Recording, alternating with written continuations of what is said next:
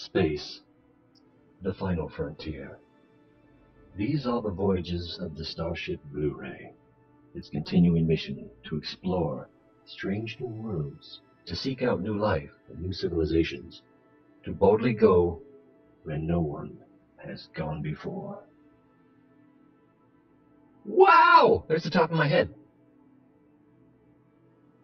Pro intro, dude. Let's fix some things real quick here. Boop. Yeah, that's a little better. I think we're going to... No, that's fine. Let's click on the thing and get this started, because I don't know what's going to happen next. I don't hear audio. That'll help. Alright. How can I resume saved? What happens when you click on... there you go. Nothing. Some training. I think we're going to need that. How's everybody doing? Hello, Space Cadets. Stuff. Oh. Got that. Content cadet. Oh, we're going to get some audio loops here. How can I resume? There we go. So we know that's working. A little housekeeping. Hello, Space Cadets. We know that's working. And okay, audio's down there. Who do we have with us? Is it just King Akira?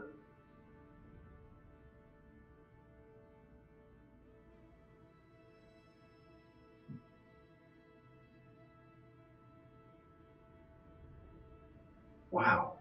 Let's see. Yeah, that Twitch link. I think I updated it after it went out.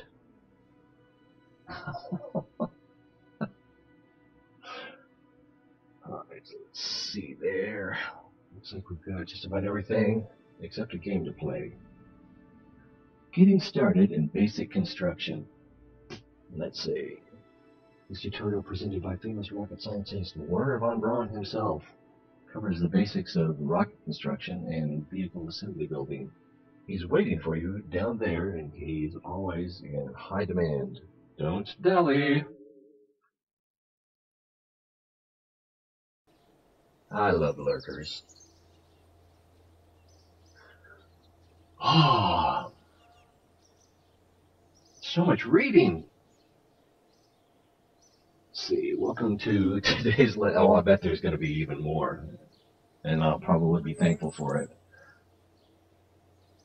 Why is there a Kerbal named Wernher von Braun when there was a human named Wernher von Braun?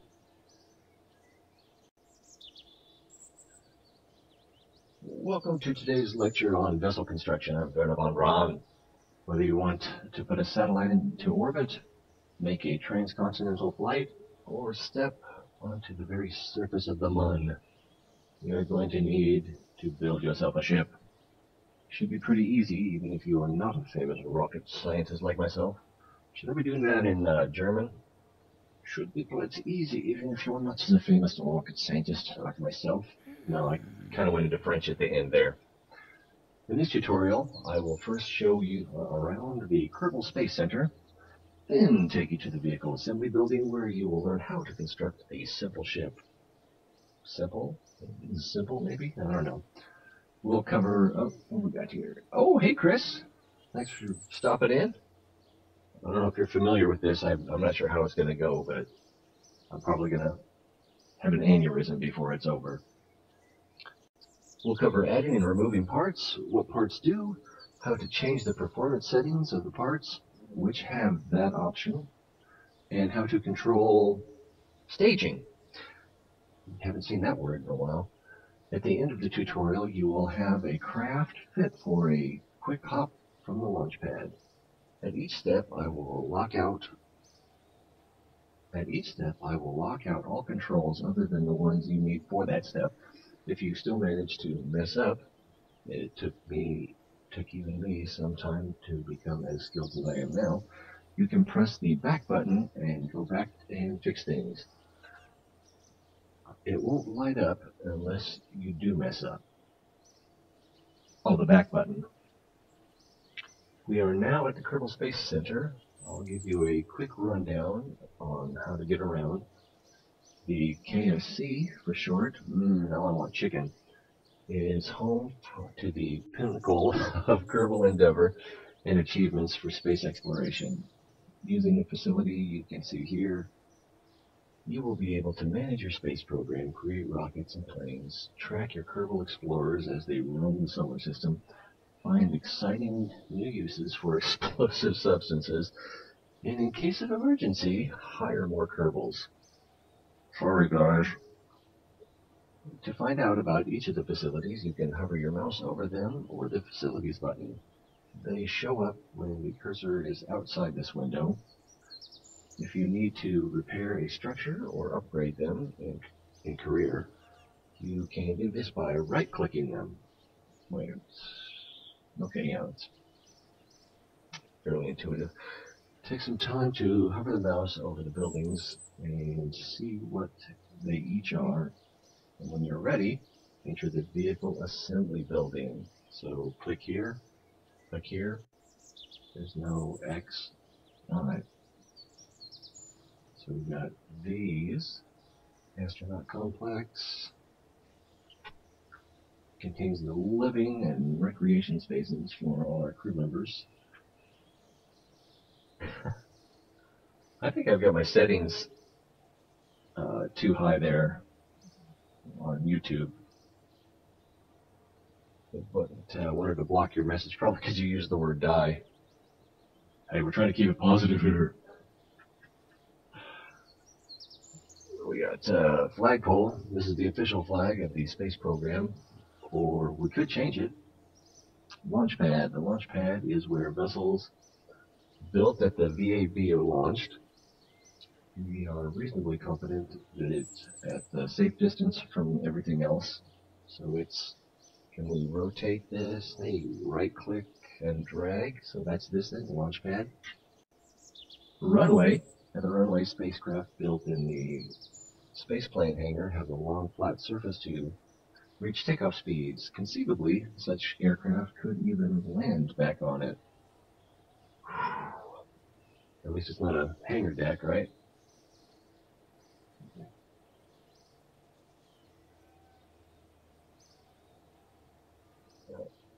The KSP trailers. Oh, from the like, what am I trying to say? Like from the ads for KSP. That's a thought, but I'm not sure where to find those. Anyway, let's see. Construction. Spaceplane hangar allows construction of the spacecraft designed to be launched from the runway. Tracking station, it's over there. At the tracking station, all ongoing missions can be viewed and focused. Landed craft can be recovered from here as well. Vehicle assembly building, that's the big one. And what's this one? That's the astronaut complex. Vehicle assembly building is where spacecraft are designed and built before being moved over to the launch pad for flight. And then that's the space plane. Okay. And research and development. Was that here? Okay, I wonder why that's not there. So do we...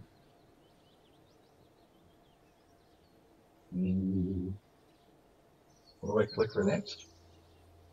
I'm lost already? And and then we go to the vehicle assembly building. Kerbals die a lot.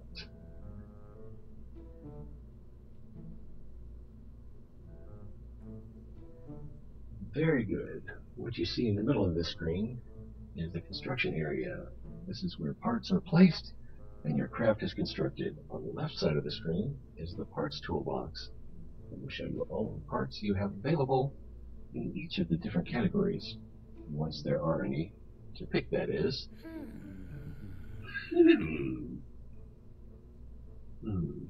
Let's see. If you want your craft to be controllable, you need a command module, and it's best to make it the first part you place. This part will either contain some plucky Kerbal crew or an automated pilot mechanism. As we're just starting, there's only one choice, go ahead and pick that command module from the Pods tab. What? Is that it? No. Oh, was it the top one? Pods. Originally built as a placeholder or a demonstration mock-up of a rocket, the Mark I command pod was heralded as a far safer and more reliable option than its predecessor by rocket scientists throughout the world. It is now commonly seen in active service. And so do we drag it over, or does it say how to pick that command? So, oh, I see, I just had to click on it. Let's see, after at least one part is placed, you can look around with the following controls. Orbit the camera, arrow keys, it's not doing anything right now. Move the camera up and down, page up, page down, mouse scroll wheel. Zoom the camera, keypad plus, or shift mouse scroll, okay. If you'd like your pilot to be able to make more than one... If you'd like your pilot to be able to make more than one flight, he or she will have to return safely to the ground or water on Kerbal. Parachutes are a simple way to make sure that happens. They can be found on the Utility tab. Change tabs by clicking their icons on the left, of course. And you can choose parts. You can view the details of available parts by hovering over them. The toolbox when info is visible.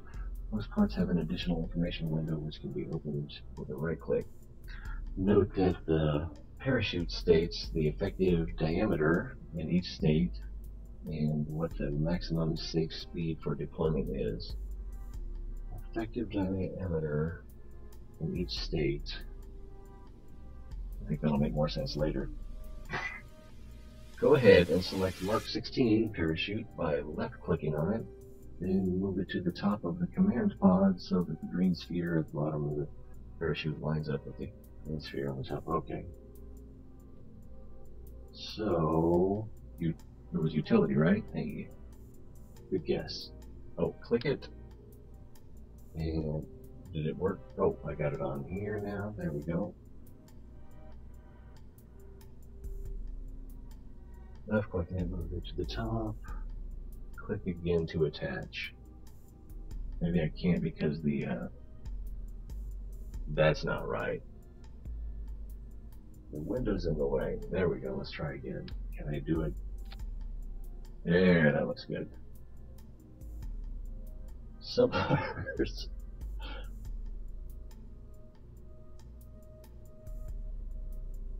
Some parts, like our parachute here, have configurable options. To see these, we need to right click on the parachute. We just attach the pod. Do that now, and you will see available parameters. Minimum pressure, altitude. So that is that minimum altitude or maximum? Probably maximum. On the parachute, you will see we can adjust our altitude and atmospheric pressure at which to open. That setting can be quite useful on distant worlds. Okay. For now, let's check that opening height on the chute is at least 1,000 meters because safety is the Kerbal way, after all, for those that come back. For the minimum pressure slider, move it a bit to the right to 0.2. Wow, that's... Oh, okay, so it goes up to 0.75. And we wanted 0.2, right? Alright. But we're going to have a sensitivity issue. The setting prevents the chute from activating until the atmospheric pressure is above the configured value. On Kerbal, 0.2 is about 9 kilometers in altitude. So even if you stage early, and arm the parachute, and we'll wait until then to activate.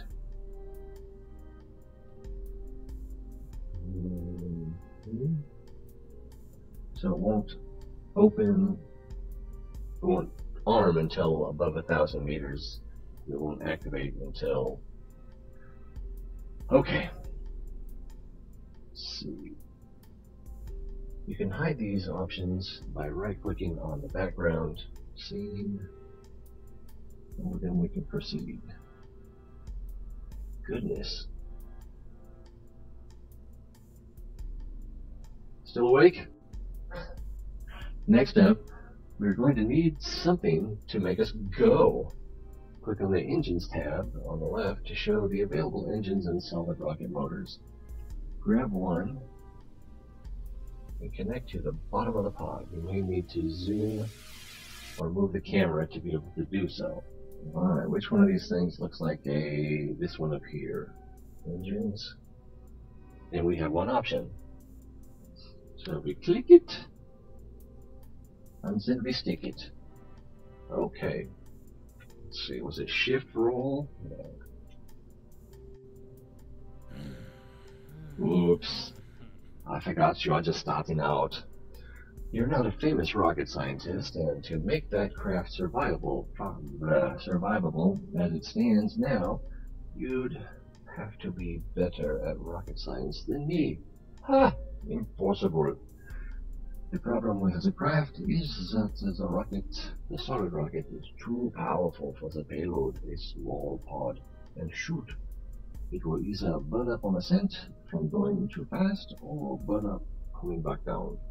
Even if you survive that, the craft's mass will cause it to fall too fast, and the parachute operate properly. Fast for the parachute to operate properly. You'd hit the surface before it could stop you. Okay, I promise to teach you how to change that to make it work in the later tutorial. But for now, let's continue. For at least this way, I get to tell you about removing parts. Pick up the BACC thumper and either drop it back over in the parts toolbox or press delete. Click and I think we did it. Okay. Except now it's not here. Instead, let's add the solid motor that's better matched for the ship of that size. At the start of your career, you will have what I consider rubbish parts. Literally, this motor here looks like, and they will be, a converted trash can.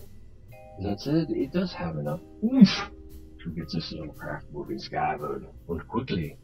As you progress, you will be able to unlock more engines and other parts. For now, let's pick up the RT5 Flea and connect it to the bottom of the pod. Click, drag, stick. Oh, that's it. There we go. This keeps getting in the way. I think I need a bigger monitor. Next.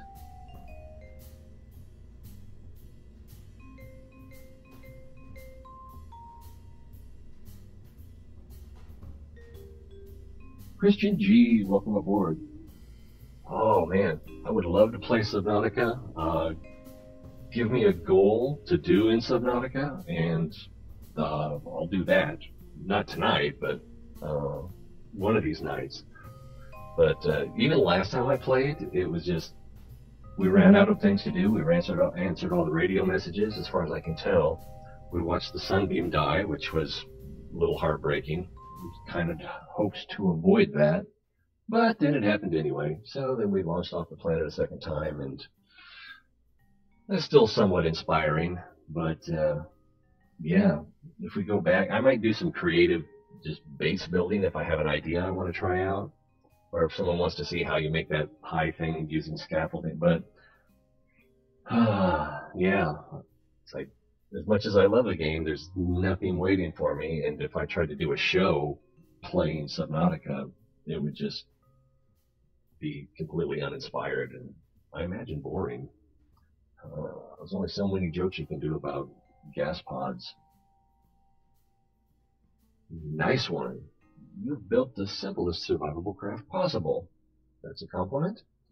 You could go launch this right now, but it might be safer to explain one other thing first.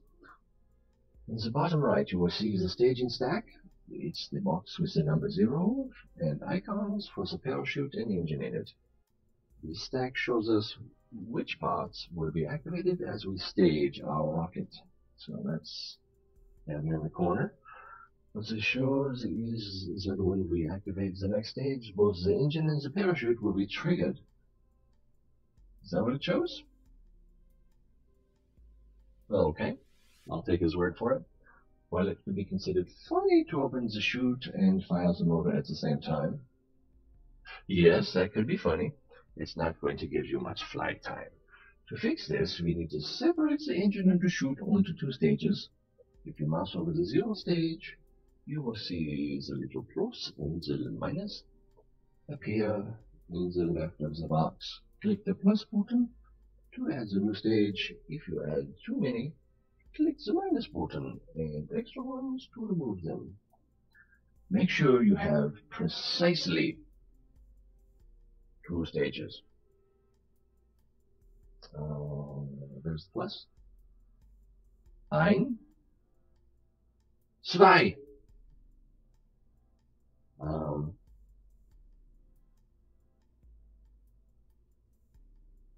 Okay, I have 2 stages. What did I do wrong? If you had too many, maybe I need to add too many and then subtract 1.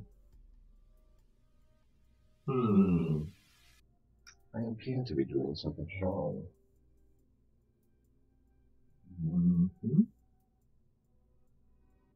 Nothing to reset. Fix this.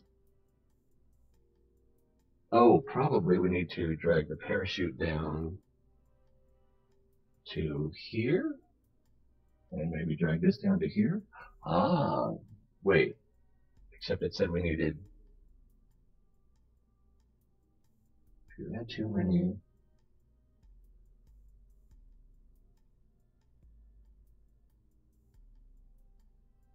So, oh, okay, so we have 2 stages. They're numbered 0 and 1.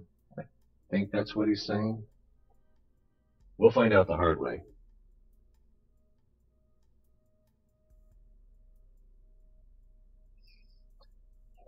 Excellent.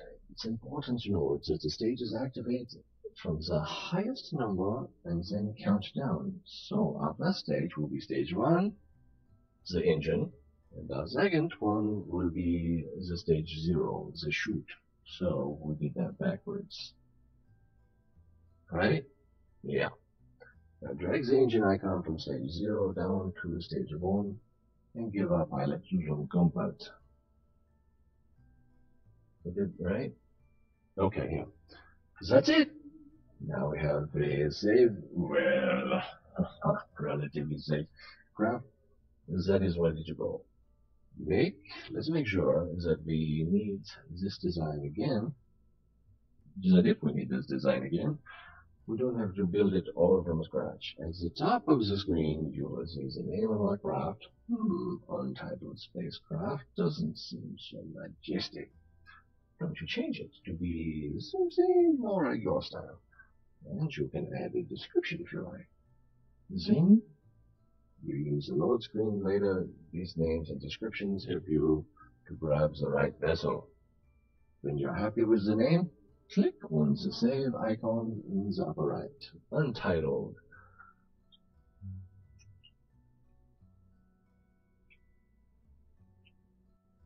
Let's make it Roman, right? Because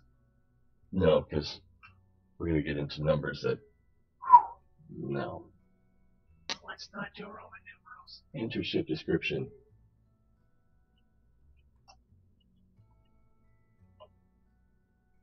Ichiban, number 1. And then save. Is it this one? Does anyone even know what that icon is? That's it. We now have a say. Oh, I already did that part. Did that part. Wow. Okay.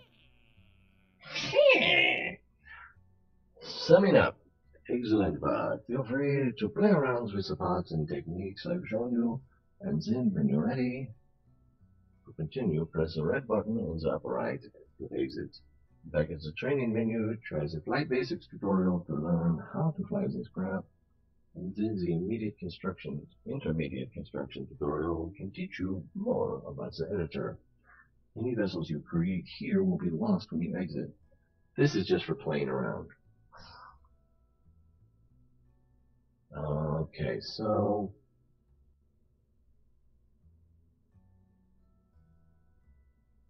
we can't launch it.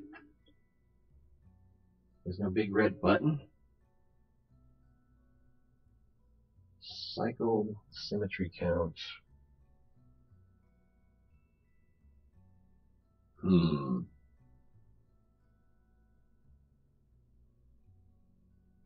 Leave launch. Yeah, I can't launch it.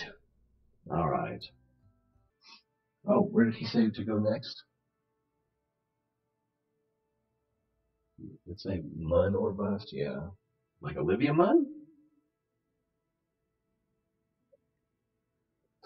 Basic flight. Learn the basics of flying. I think we know what that says.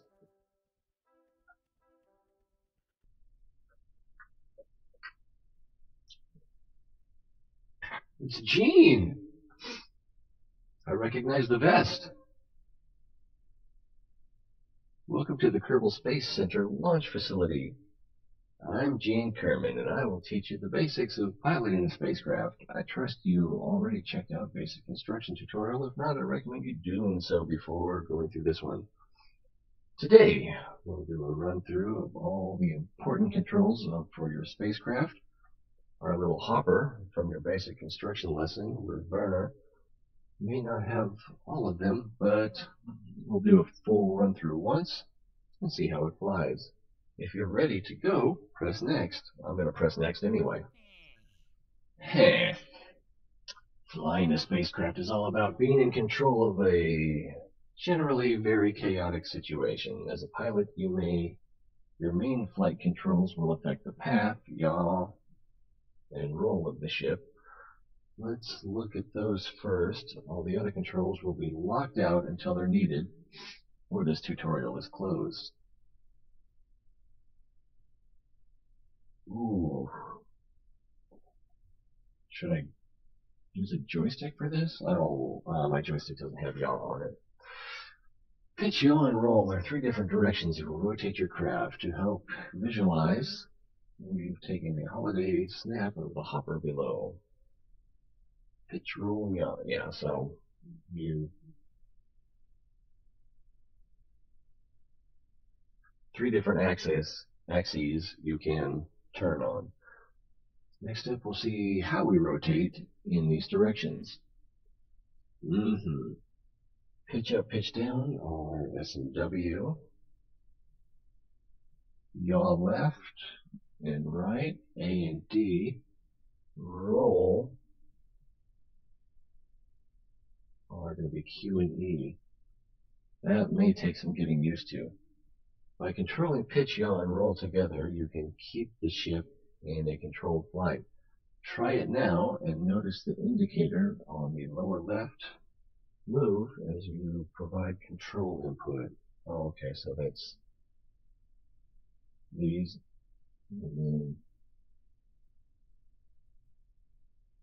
So it looks like S is stick back and W is stick forward.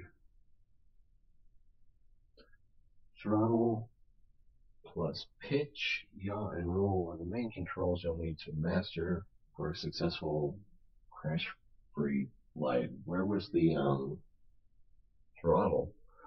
We'll skip over the throttle. Okay, we'll skip over the throttle control for now, as this vessel has no need for it. Don't worry, I'll explain it another time when it's of use. Remember that these controls have a limited amount of effectiveness, so bigger, heavier ships will probably respond much more sluggishly to the controls than a little small one. It's also good to keep in mind that these stages are separated. What? It's also good to keep in mind that as the stages are separated from the ship, it will become lighter, and this will usually mean easier to control. Oh my goodness. That sounds like we are in for some realistic physics. Next, let's look at the rest of the flight controls. In flight, all the planning you put into the staging sequences of your ships comes into play. From the launch to the final deployment of the descent parachute, you can control the activation of several of the ship's parts by activating stages. Space, launch, activate, next stage. Okay. Let's try not to hit that by accident, I suppose. Notice the stage indicator in the lower left corner. Lower left corner. Okay. It shows that the currently active stage. Okay, so that's 1, which is the rocket motor. Since we haven't launched yet, it's showing the first stage is active. I have your staging controls locked for now, so the stage indicator is glowing purple. One more thing on staging. If the staging setup is causing strife, or you change your mind about something, you can edit the staging sequence on the fly, unintended. No need to go back to the assembly facility. Oh, I guess you can do it right down here with those icons. An important part of flying is knowing how your ship is oriented and where it's going. I imagine that's an important part. That's why a good pilot is always aware of the ship's attitude, where it is pointing, and its velocity vector, where it's going. These aren't always the same direction, and as your skills improve, you should pick up on these. The big round instrument on the lower center of the screen is called the nav ball. It looks intimidating. This device sums up most of the critical information needed for proper death-free flight. Well, let's sum it up then. Here you see the ship's nose in relation to the horizon. When you're not pointing straight up, it's easily visible as a line between the blue sky and the brown ground, as well as its heading, compass bearing, and speed. Okay, numbers 70, 90. Okay, so this is indicating that it's pointing straight up, or 90 degrees perpendicular to the ground. There's a G-force meter, a throttle meter, surface, 0 meters per second. I'm guessing surface will change to altitude. And I don't know what HDG is. We'll find out. Here you see the ship's nose in relation. I already read that. Let's see. You also get several icons that indicate things like your current velocity vector. We'll have a look at those later. Flight instruments. In the top center part of the screen, you have your altimeter. Okay, so that's not the altimeter. So we're 74 meters off the ground, or above sea level. I'm not sure which. Altimeter, vertical speed indicator, and atmosphere gauges. The altimeter will show the distance to the planet's surface at sea level. This means the actual surface may be much closer, so watch out for the ground when landing. Your vertical speed indicator shows how quickly your altitude is changing. That's the dial. When launching, it's considered best to keep this gauge pointing up.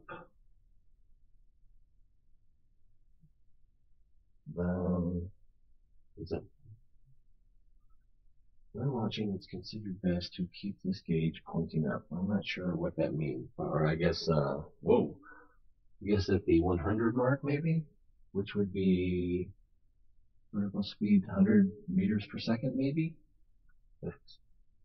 Well, we'll figure it out. The atmosphere gauge indicates how deep the ship is in the planet's atmosphere.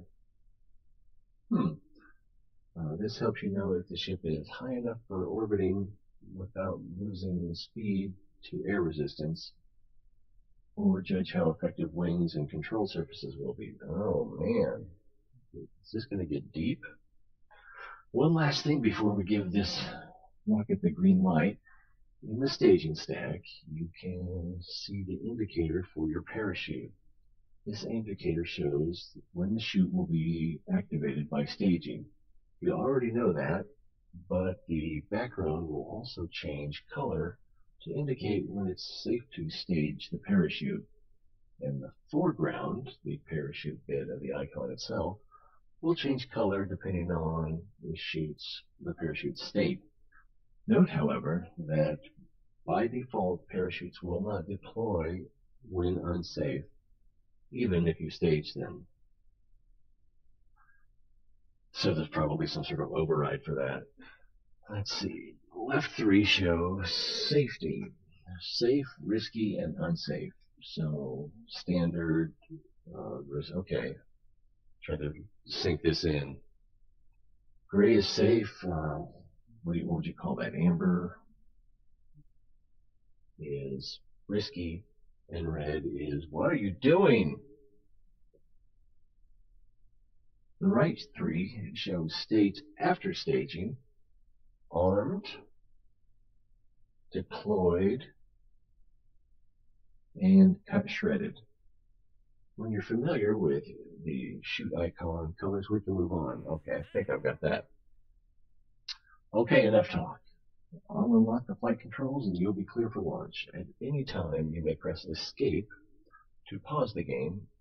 In the pause menu, you can restart the flight, or in this tutorial, choose a scenario and return to the main menu. For now, get yourself prepared and hit space when ready to launch.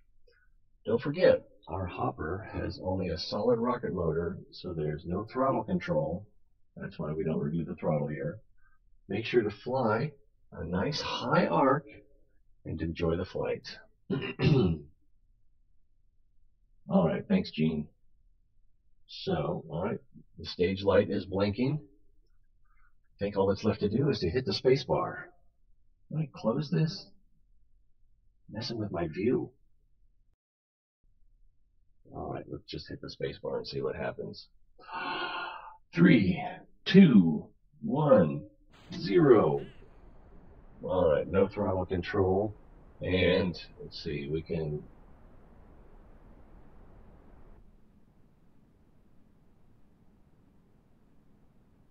show them we're pretty high. Oh, looks like we ran out of gas. It looks like it's safe to deploy the chute. Our vertical speed is still going up. We're still in the atmosphere.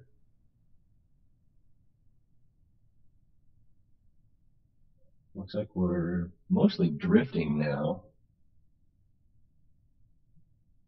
I'm not sure. Oh, there was probably a way to tell how much fuel you had left. And we're falling. I just staged it, and oh, I don't think it opens until we get the atmospheric pressure we need. We're falling pretty fast. Yeah, we're pointed pretty much at the ground.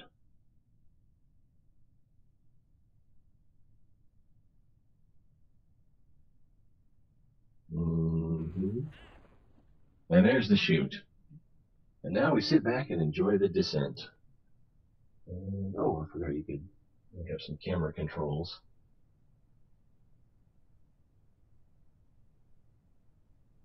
What's the chute doing? Hasn't quite opened enough. Probably the atmosphere is too thin. The chute stage is yellow, and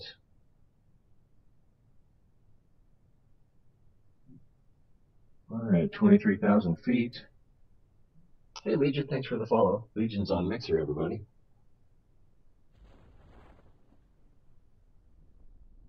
Oof, there we go. And ka-chunk. Oh, let's see, we're still at 300 meters above sea level. So this might take a little while. Watch the Kerbal's face at all times. This one? Oh, the pilot? Looks like she's doing a little dance.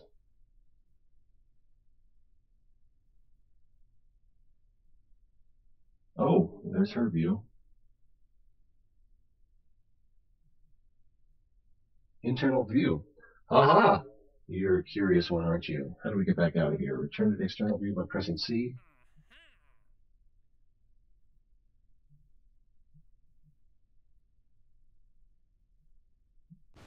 Bloop. And she's kind of smiley. Well done. You survived your first quick flight. Alright. When you're landed or splashed on Kerbal and not in training, you can point the mouse just above the altimeter.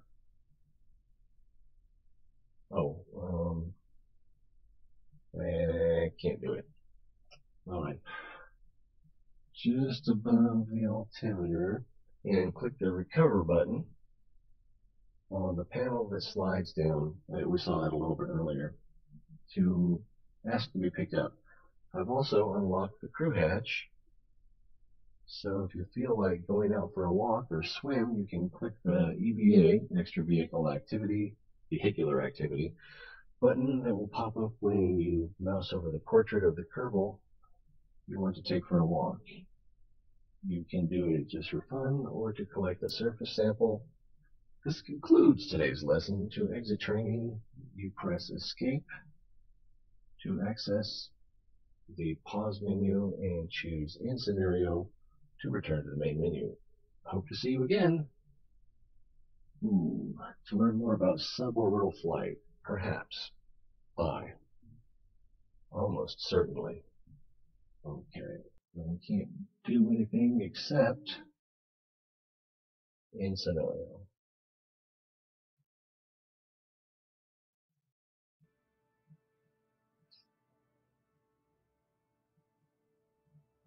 And we're making good time.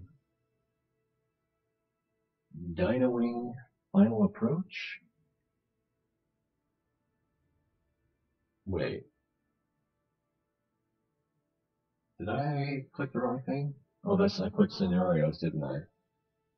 Whew. I don't think I'm ready for Asteroid Redirect Mission Orbital Rendezvous. Give me a couple minutes. Alright. Intermediate construction. Oh, let me get a drink. There's going to be more reading, I'm sure.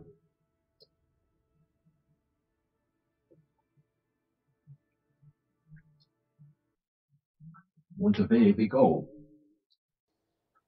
Back to Scrooge McDuck. Hello again. Glad you could come back. To get started, go ahead and enter the VAB. I'll give you the overview of what we'll be building today. Here we are again. Now to business. If you remember, in our last construction tutorial, we covered how to build a simple hopper and some of the basic construction area. Next thing I get in this tutorial, we'll expand your knowledge for some of the more useful features in the VAB, and we'll build a more complex craft that will be able to get us out of the atmosphere. Oh yeah, it's time. Well, I got to read it anyway, so you're either going to have to watch me read it like this.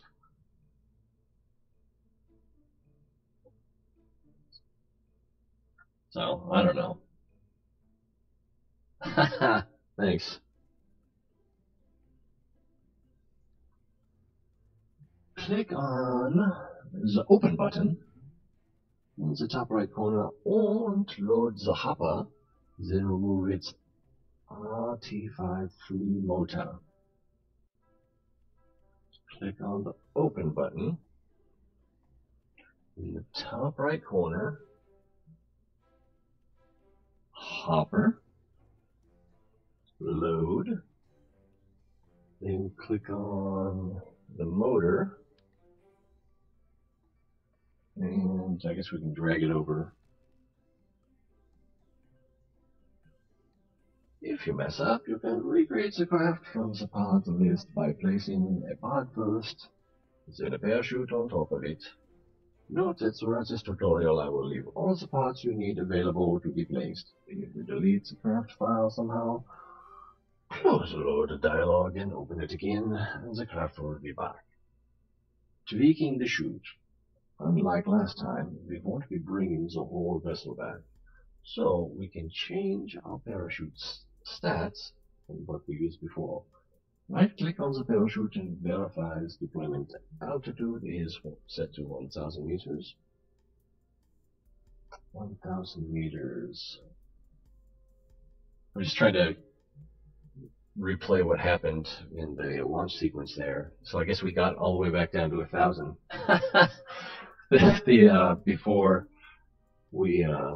Before the chute opened, deployed, however you want to say it. Probably deployed if we're going to keep it official sounding. Let's see. But also, since the minimum pressure slider also made to the right, 0.75 atmospheres. That corresponds to the altitude on Kerbal of about 2 kilometers, which means a much shorter time hanging around during descent. 0.7. Okay, so it will be much deeper in the atmosphere at 0.75.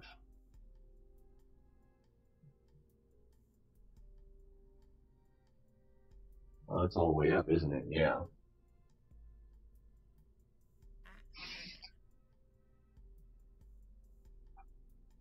Yeah, I would think so. Gain volume by 50%? Alright, let's do that. Looks like it is a little low. That is still not anywhere near the mic, but that's actually about twice as loud as it was, I think. I'll let you be the judge. Let's see. I got that.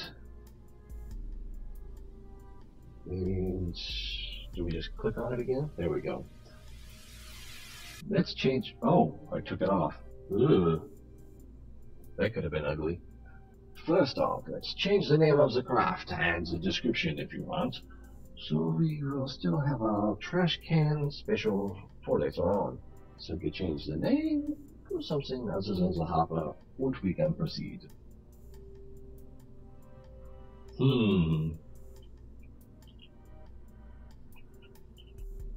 That's creative.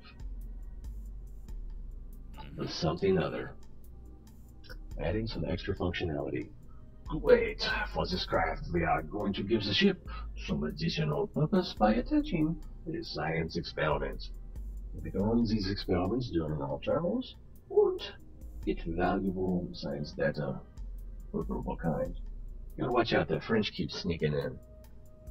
There are a number of science experiments to be performed, but at the moment we only have the mystery brew containment units available.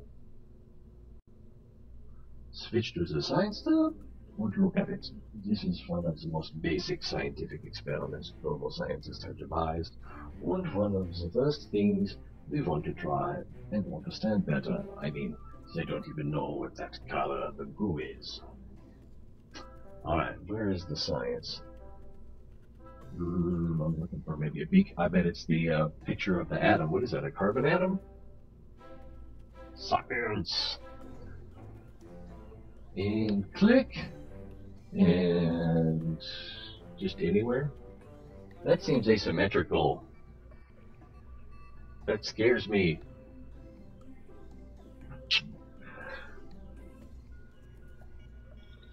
Oh, yeah, let's look at it. Do we? Oops. What's this? Radial symmetry space. Place, move, rotate. Reroute. Alright, well, I suppose I will learn what that all is later. Let's see. I'm missing something. I can't go to next. Switch to the science tab to look at it. Let's put it back in here. Maybe this is how we need to look at it? Ah, there we go. Now I'm getting to next. This unit was something one of our engineers came up came upon while dumpster diving, or while researching alternative applications for existing technologies. It's a sealed container, which appears to be filled with strange-looking substance. We couldn't reach in or break the canister open, but watching how the goo behaves when subjected to different situations could be very educational. Alright. Do you even know what the goo is? When you pick up the part, you will forgot its burner. When you pick up the part, you will see that it's designed to attach to the sides of the parts, i.e., radially. If we attach only one of these, then during flight our craft will be unbalanced. That's what I said! One way to solve this is to add an extra glue container on the opposite side of the rocket so they balance. Luckily, we have a symmetry tool to help here. Okay. These buttons control symmetry, highlighted, and angle snap, and can be found on the lower left of the screen. Press the symmetry button and press the X key to cycle through the available symmetry modes. Set this to 2x and then pick up and place mystery glue containment unit on the side of the pod near the top. You will notice that the second one has been placed opposite of the first by the symmetry tool. If you haven't already placed the long canister, pick it up. Pick it up. Make sure the symmetry is set correctly and place it again, so that the duplicate is on the other side. Remember to place the canisters near the nose of the pod. So that's this one. I remember clicking on that before. Is that cycle, symmetry count, middle click?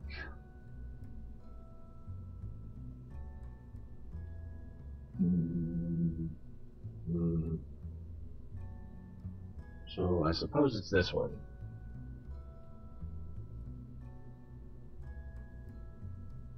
It is a little unclear. Toggle snap.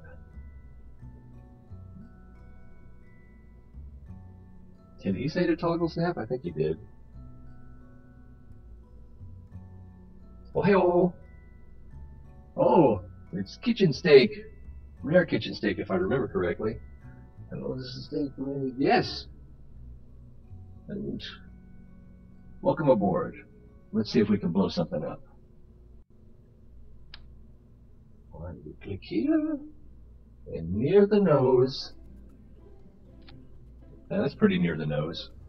Let's rotate a little bit. That's on the nose. And, oh, I can't click next. Place the cameras near the. What did I forget?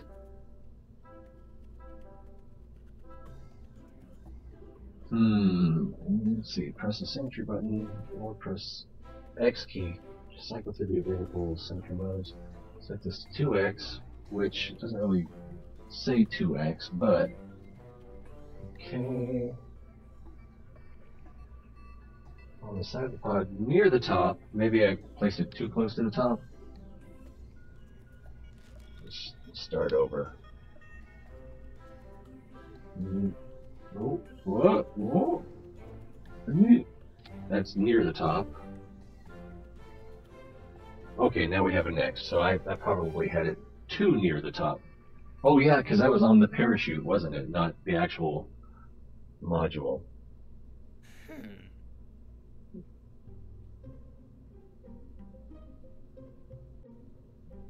Oh, okay. I think I also saw a planet named after Rare Kitchen Steak on your recent, the one where you said hi to Sharon. Thanks again for that. That was fun for me to be a part of that experience. Let's see. Decoupling. You wanted to know why I know a little bit of Japanese. Always been fascinated with first the feudal, like samurai culture, Bushido, when I was a littler kid, like probably starting from like age 10, I'm gonna say. I remember seeing episodes of Lion Maru on one of the local stations that played foreign programs sometime, and I thought that was amazing. Oh, as a 10-year-old. And just continue to be fascinated with feudal Japan and Bushido. You know, and then later on, junior high, high school, got more interested in the shinobi, ninjutsu, and martial arts movies. So, you know, I actually didn't learn any Chinese and very little Chinese culture, but I guess because I was more interested in Bushido and feudal Japan. And so I was kind of looked at that. And I don't remember when I really started looking at the language. I remember seeing, what was that movie based on the book Shogun by James Clavell? When that miniseries was on TV, I was just riveted. And so when I joined the Air Force, still having all this sort of undercurrent, I volunteered to be stationed in Japan, and so close. I got stationed in Okinawa, which technically is Japan, but it's got a whole different history. And in the 80s, late 80s, it was still, I guess, catching up as being part of Japan, even though it had been part of Japan since after the war, or during, I guess you could look at it that way too. And so living on Okinawa for about 3 years, I put some effort into learning some of the language, but reading it and then hearing it spoken is just different. But I did not dedicate myself as well as I should have to that. So I think that's the nutshell version of why I know what little I do know. I hope that makes sense. Oh, where were we? Hey, I've got a show to put on. Decoupling parts. If we had too many more parts here, the craft we are making would be too heavy to survive re-entry safely, and too heavy to be slowed by our parachute, leading to sudden impact syndrome. So we will need to add a decoupler below the pod. Decouplers will be found in the coupling tab, and will let us split the craft when we no longer need the lower parts. We won't be able to recover the discarded parts, but at least our craft, and our Kerbal, will survive re-entry on the landing. Decouplers can be used in many ways, but for now we just add the one of these on the bottom of the pod. Go to the coupling tab, grab the TR-18A, and add it. Decoupling, which this one looks like decoupling. Coupling. I'm a good guesser. Oh, click. Alright, and then, alright. This window kind of gets in the way. Hello!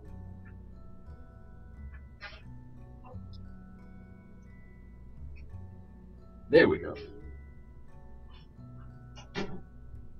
Okinawa. Yeah, you know, and as long as I was there, I never even learned karate. Oh, the traditional home of karate or something like that, or mini karates. Can karate be plural? Note that stack cupolas have arrows. They do? Stack coupler. I guess that's what the little red triangles are. They're arrows. Let's put that back on there. The stack couples have the arrows. The arrows show which side is the side that decouples.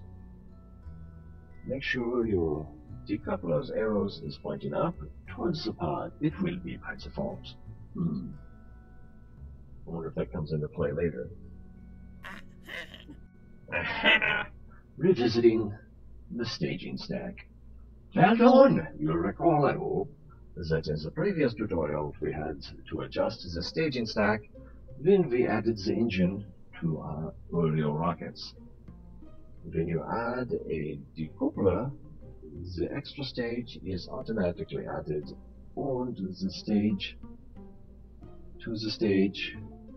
choose a stack so that any new parts below the decoupler won't be staged at the same time as those above it. Okay, that makes sense. So that's just a decoupler. That's what that's called, right? Decoupler, yeah. Is equipped with a hopefully small explosive charge that will sever the structural linkage between itself and whatever it's connected to. Painted on its side are handy arrows indicating which side will be detached. Yeah, I guess if you're going to just decouple something that's going to fall away, then you might as well decouple the decoupler as well.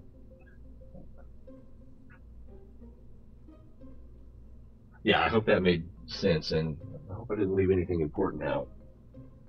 I don't think I did. I learned a little Tagalog while I was on Okinawa as well, which, for reasons which will probably not require explanation. Let's see. You can, of course, very little Tagalog. You can go, where were we?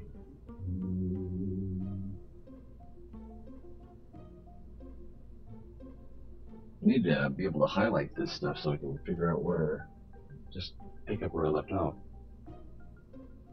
Of course, you can still move these all around, but hopefully this will save you time as you go. If you ever wanted to return to the default staging setup, click the reset button at the bottom of the staging stack. Okay. That's pretty much it. Yeah, I like Japan. I like feudal Japan. Thank God we don't live there, but it's interesting to look at. And let's see, modern Japan. Well, I didn't really get to spend much time in modern Japan. I guess Naha City was sort of like Japan light, and was it Hirosoi City? You know, the smaller townships. But the capital, if I guess Okinawa is a prefecture, so Naha would be the capital of the prefecture. It was fairly well developed. You know, it's got the airport and the ports and oh my, so many bars. But yeah, so modern Japan is different from America for sure, and similar. But yeah, I like it. It's still there's just so many things you can tell Americans. They're like, what? No, like you can buy beer from a vending machine. I don't know if that's still true or not, but it was at the time. Let's see, let's do this one. Adding some fuel tanks. This time we are going to use a liquid propellant rocket engine. Unlike the solid rocket motors, these engines don't carry their own propellant with them. So we need to add some fuel tanks. Go to the fuel tanks tab. We are still using these early parts, so there are only FLT. I thought that was FTL for a second. Available. This is another area like the engines, where advancement brings bigger and better parts. We are going to need 5 of these tanks to get us to the space. Before you grab the 5 tanks from the part toolbox, though, let me give you another tip. Because efficiency is my middle name. It was right after the bone. Once you place the first tank on the rocket, you can duplicate it by holding the left Alt key or clicking on the tank. You can do this on the bottom tank a few times and quickly get 5 of these attached without having to go back to the toolbox. Add 5 FTL, 5 FLT, 100 fuel tanks to the vessel, and we can proceed. So, is it this one? No. Is it this one? It's this one. Alright. So, we do it once, attach, and then Alt-click.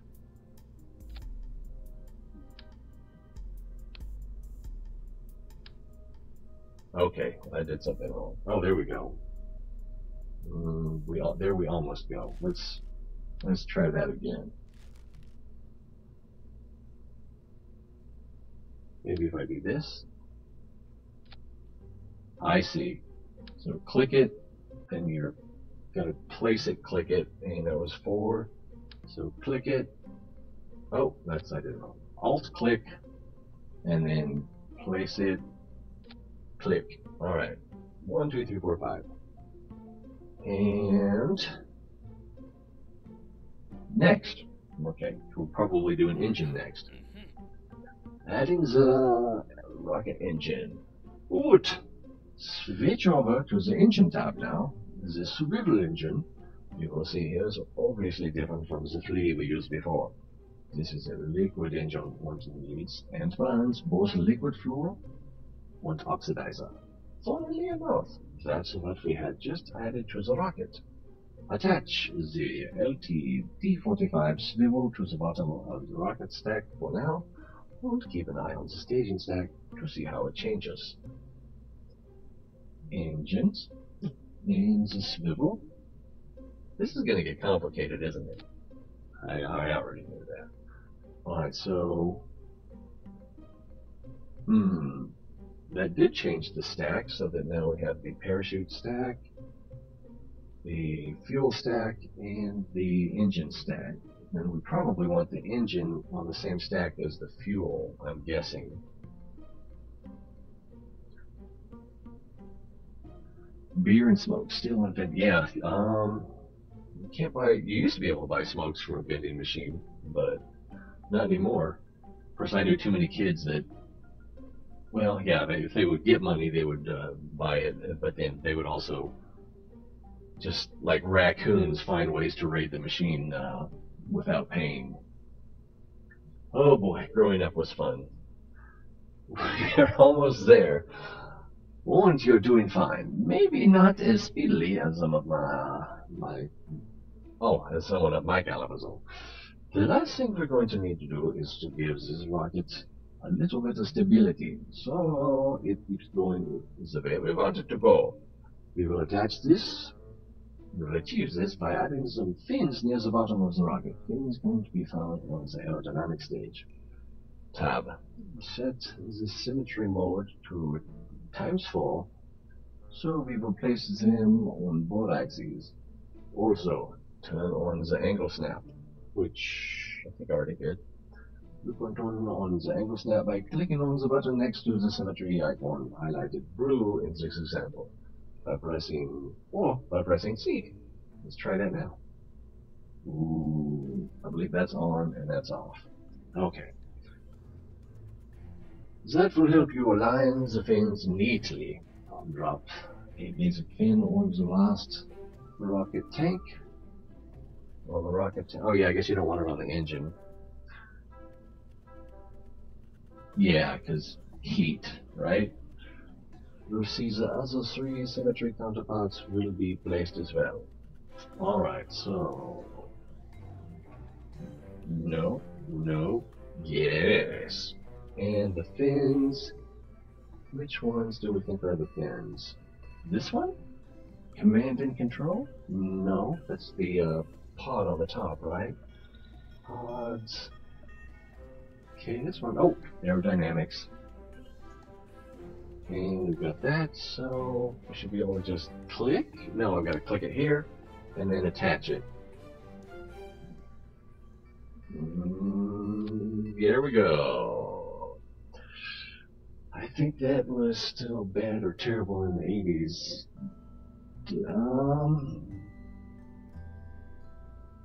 I wasn't offended, it was just different.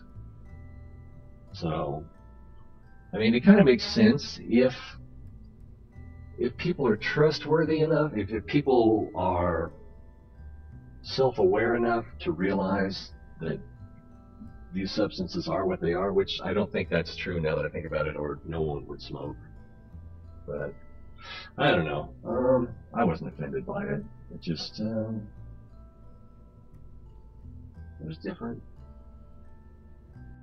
And I think I was kind of enthusiastic about the beer vending machine, because I don't think they have a timer on them where, you know, like in the States we've got I don't even remember what it's called, but you can't buy alcohol after, I believe it's 2 a.m. where I am, and that might be federal mandate, or it might just be state law. But then, you know, there's places like Kansas, I'm in Missouri right now, Kansas, just I think it was 10 years ago, they still had a law where you couldn't buy beer on or any alcohol on Sunday because of church influence. But where was I going with that? Anyway, yeah, the vending machines. I don't know if they had any kind of time control on those, or you're just, hey, you're on your way home from the bar, let's get that, or not everyone. I know I'm a person that doesn't have a normal schedule, so drinking first thing in the morning, if I were so inclined, would not be like someone else drinking first thing in the morning. Space Boys, Fallen Titan, welcome back. Whew, this is getting complicated. Let's see, we did all that. We got the next button.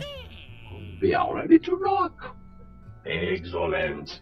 We've now got the rocket that will let us reach for the stars. Admittedly, I did say reach for, as this is a basic rocket which can't achieve orbit. Oh, it can't. Alright. But on the bright side, that means re-entry will also be basic. You've done a great job building the basic hopper and a sub-orbit capable rocket. Hopefully you've learned a few things about how to build craft and how some of the shortcuts that are in here. Feel free to hang around a bit and try your hand at other things too. Or perhaps you could look at the next lesson on suborbital flight, where we will see just how well this rocket performs. Or head over to the science tutorial to learn how to advance your career and unlock more parts. If you could show yourself out of the construction facility with the red button at the top right when you're done experimenting, it would be great. Auf Wiedersehen! Note, any vessels you create here will be lost when you exit. This is just for playing around. Done! And exit. Wow, look at all these things that just showed up. Put wheels on it. Thermal, these are probably shielding. Watch it on you. Yeah. Were you on Mixer before? This is one thing I feel weird about multicasting is the chat. They need to come up with a chat system that works better so that, like, I've got a chat monitor where I can see the chat from the various platforms, and you guys could open that too, but if you do, you only get to see it. You still have to go back to your basic chat to input to the multi-chat. So that's kind of clunky. Communication science. Ooh, stuff. Science Junior. Surface scanning. Ooh. I think we're going to have some fun. I think it's going to take some doing to get there, but fun will be had. Save and continue.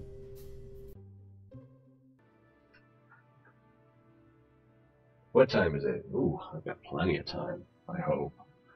Intermediate construction, suborbital flight. I think I hurt my hand a little. Let's see, blah, blah, blah.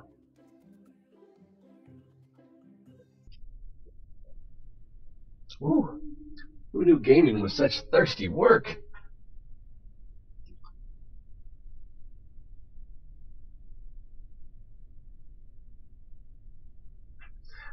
Yeah, I usually, depending on how much I'm concentrating on my primary screen, I usually see some sort of movement to indicate that a new comment has been added. But they're all the same color, and sometimes they're usually about the same length, so if I'm concentrating too much, it's going to look the same, and I'll hardly notice. That's happened lots of times. Hello again. Oh, I don't think I can do that for an extended period of time. Me. Glad you could make it back.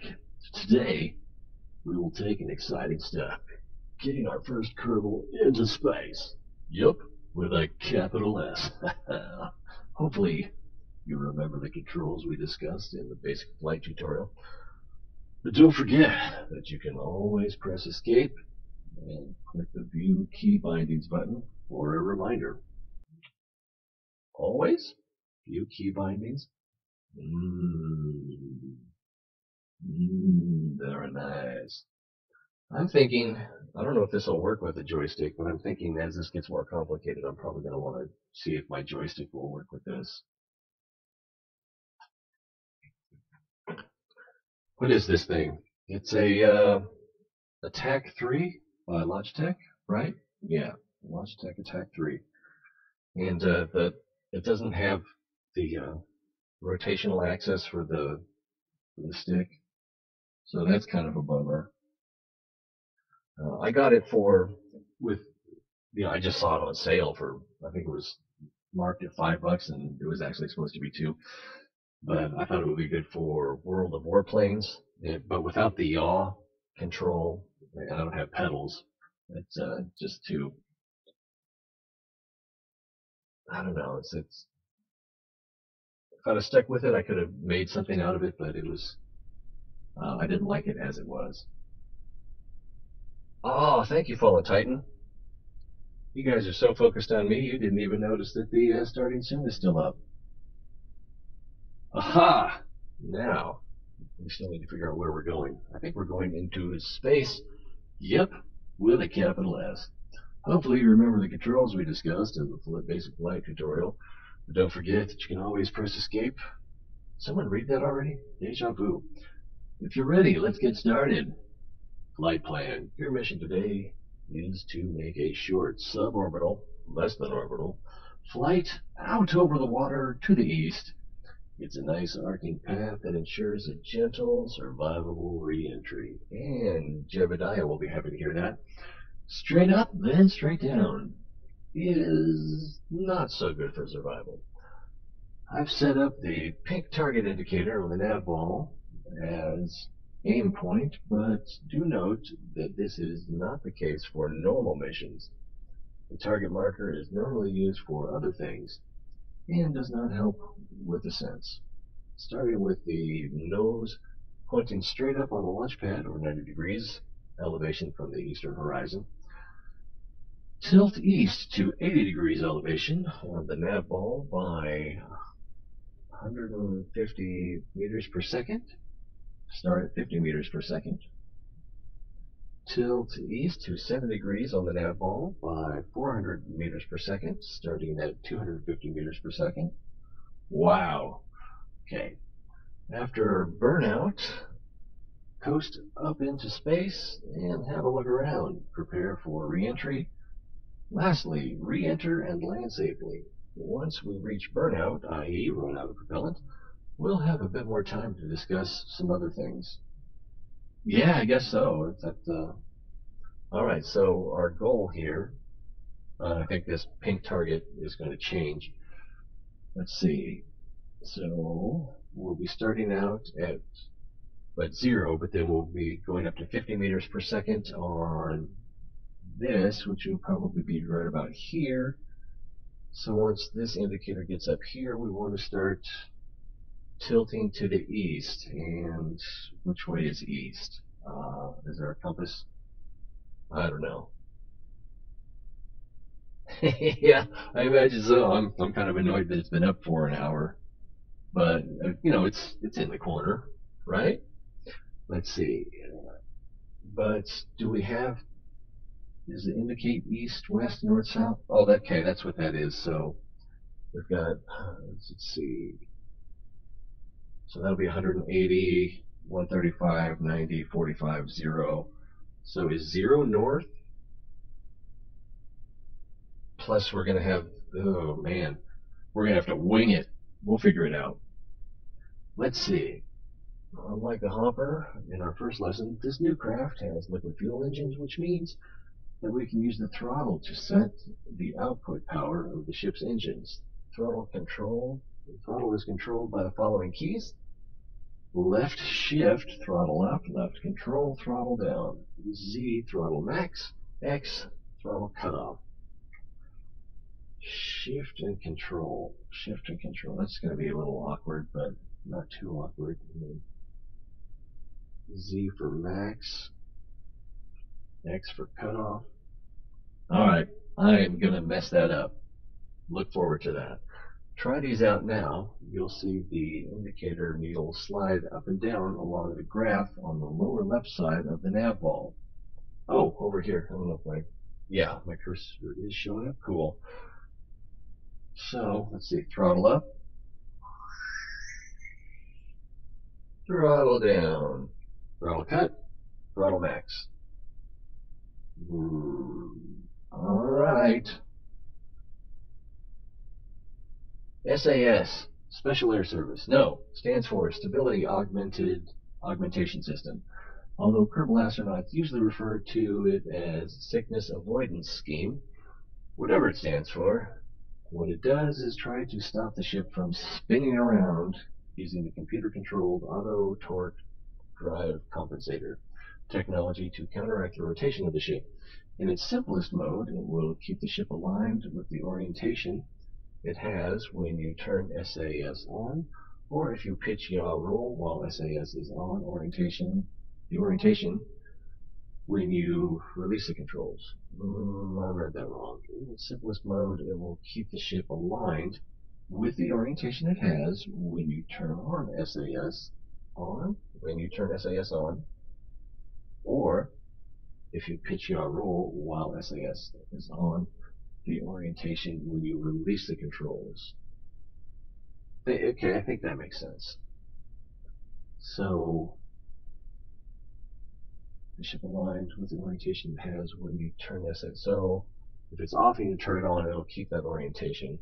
If it's already on and you hit the controls, it'll continue with wherever you have it oriented when you release the controls. Oh, because in a real situation, you're starting you're increasing velocity and you have to counteract what you did to stabilize. Otherwise, you're just gonna. So, like if you give it a little tap, it's going to have like an inertia effect. I think that's what they're trying to say. Might not be inertia though. Fly like an eagle out to the sea. Hopefully not.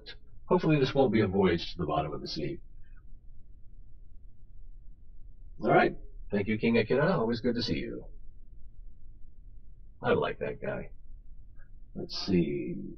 SAS can be activated or deactivated if on momentarily by holding down the F key, and it can be toggled by pressing the T key. It's getting complicated. FT, so T on, T toggle, and then F temporarily. Let's see.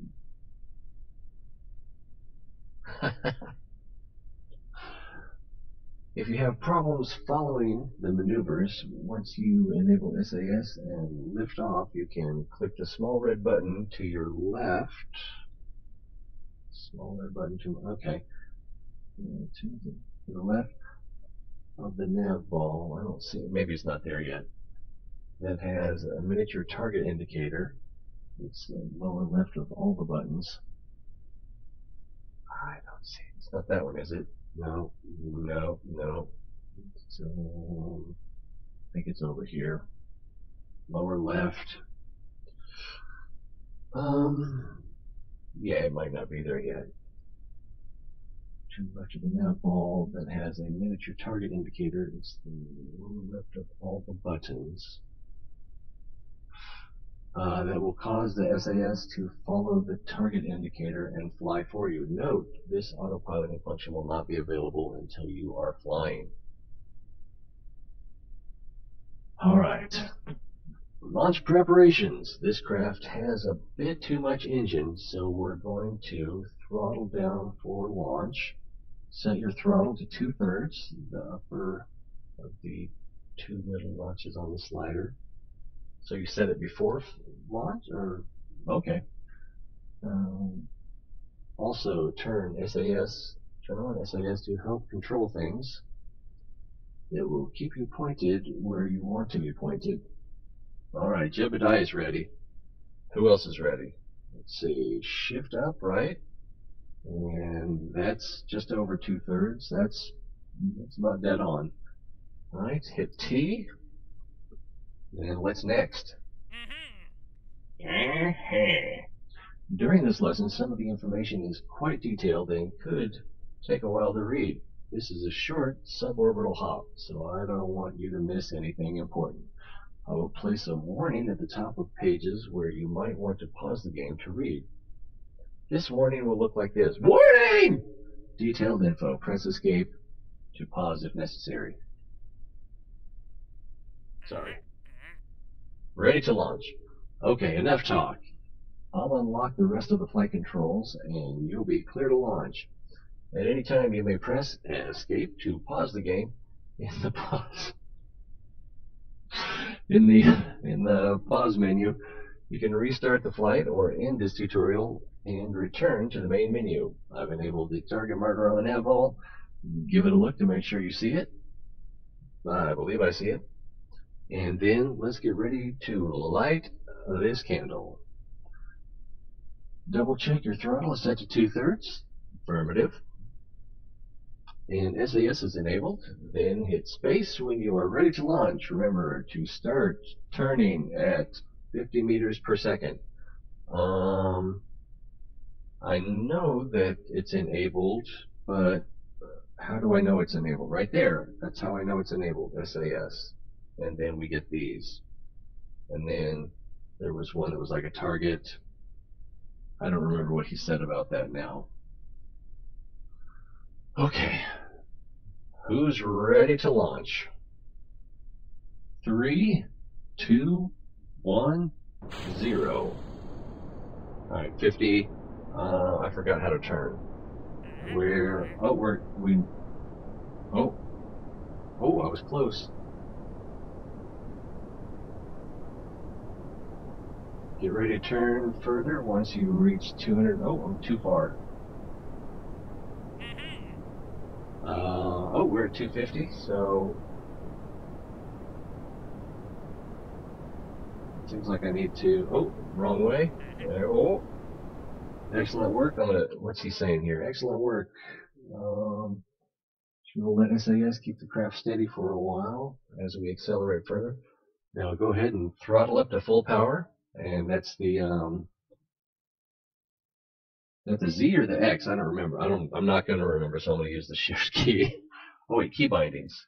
Yes, X, throttle cutoff, full throttle, Z. So alright, so we want Z and Z. Now, where's that target marker?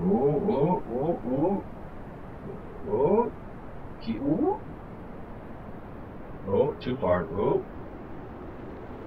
We're really cooking up. Warning. Detailed info. Press escape. Great work. You've succeeded in getting your ship on a trajectory bound for space. I've now set your target indicator to align with your velocity vector. Does that mean straight ahead? No, it doesn't look like it's straight ahead. Oh, okay, so there's 2 there. I don't know what that means. Whew, complicated. Let's see. That will minimize drag by turning the smallest side of the vehicle into the airflow. Somewhere around here you will see the nav ball speed indicator auto switch from surface to orbit. The nav ball. Oh, I see. Where it says surface, that'll change to orbit. Hello, Marva. Ooh, this is complicated. And I think this is the easy part. I'm sure this is the easy part. Let's see. Minimize drag by turning the smallest side of the vehicle into the airflow. Somewhere around here you will see the nav ball speed indicator auto switch from surface to orbit, accompanied by the speed number jumping. By the speed number. Okay. Oh yeah, I imagine so. I don't mind. Someone else suggested earlier that I do more Subnautica videos, and I would love to. If anyone could come up with like a goal for me to do, because I don't want to just get in the game and just, turn circles around the base or something. So, I look forward to going back to Subnautica, but if I'm going to stream it, I kind of feel like I should have a plan or something to do. I've also considered like trying to do a speed run, but I would want to get some notes ready before I do that, if I do that. And I think it's an interesting idea. I'm still toying with it. Subnautica, I recommend it, especially now that they've got the finished version where you can leave the planet. So that really fills the game out. Oh, let's see, where were we? Surface to orbit accompanied by the speed number jumping. Go ahead and switch back. And what? Go ahead and switch it back. I missed something. No, minimizing drag. Somewhere around here, you will see the nav ball speed indicator auto switch from surface to orbit. Oh, okay. Accompanied by speed number jumping. Go ahead and switch it back to surface by clicking on it until it says surface again. Click, click, click, click, click. You might have noticed some flickering flames near the end of our burn there, which is due to, do we have a fuel indicator? I hadn't noticed if there was something that said how much fuel we have left. Maybe it must not be important if they haven't brought it up, right? Let's see, burn there, which is due to the high speed of your craft in the atmosphere. Normally your ascent would be a little slower, but I'm sure my friend Werner has helped you build a ship that can withstand this heat. And besides, this high and this slow, you'll be fine. If you want to have a look at your trajectory, you can switch to the map. Oh, I have no idea. I know that feeling. Let's switch to the map. The M key. Ooh, we'll definitely want to do that. Have a look at your projected path. Just remember to come back to flight mode again, which I'm guessing we'd hit the M again. He doesn't say. Let's see. Recreate the Aurora, Degassi, or the Neptune? How would you recreate the Aurora? Oh, in this game. Oh, interesting. Wow. Well, I don't really know what the Degassi looked like. Oh no, the cat's here. I don't think she liked that. Oh. Yeah, that's a wow, the Aurora. I don't know that you could launch that from the surface. The technology. We just don't have it. They did. All right, so I'm going to come off of escape. I think we'll switch to map. I don't know how to tell what our fuel level is. And at some point, we're going to want to detach, do our stage thing. And then I don't know if it's going to release the fuel cells or just the engine when we stage. Yeah, she was not ready to be picked up. Let's see. All right, here we go. Well, can I click next? No, I can't click next until I come out of here. And M. Whoa, that's the map? Wow. I started to say, hey, is that India or Africa? But it's neither, is it? Okay. What's he saying? Coasting to space. Now that we are coasting our way to, I don't know how to say this word. Apoapsis? I'm going to have to look that one up. Oh, I've got a computer. I don't need to write it down. Excuse me. New tab.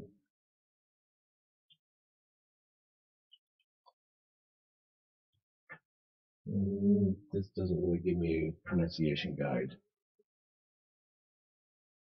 The point, this point is something given a name that is specific to the body being orbited. Let's see if this works. Nope, hold still. Apoapsis. Apoapsis. Apoapsis. Thank you, Internet. Now, I can't see the chat. Here we are. I can't see the game. And once again. Alright, we're coasting to space. Then we've got a little time to chat. Once you're clear of the atmosphere, we'll go over what you can do in space. Let's see. Oh, wow, I didn't... Am I supposed to go for the yellow or the pink? Probably the pink. Split the middle.